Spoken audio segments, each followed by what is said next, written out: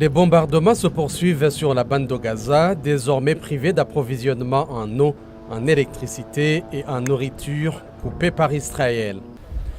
Plus de 338 000 personnes ont été déplacées par les frappes selon l'ONU. En visite à Tel Aviv, le secrétaire d'État américain Antony Blinken a promis lors d'une conférence de presse conjointe avec le Premier ministre israélien Benjamin Netanyahou que les États-Unis soutiendraient toujours Israël. Le message que j'apporte à Israël est le suivant. Vous êtes peut-être assez fort pour vous défendre seul, mais tant que les États-Unis existeront, vous n'aurez jamais à le faire.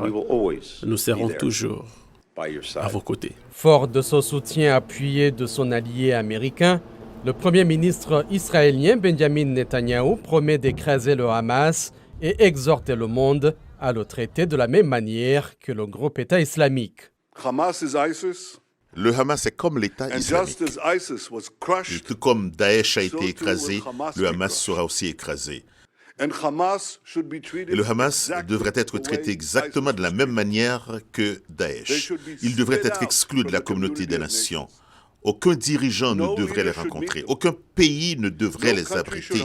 Et ceux qui le font devraient être sanctionnés.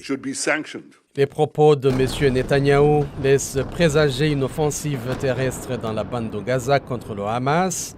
La situation humanitaire deviendra très rapidement ingérable, prévient Fabrizio Carboni, directeur régional du CICR pour le Proche et le Moyen-Orient. On va vers une catastrophe. On est déjà dans la catastrophe.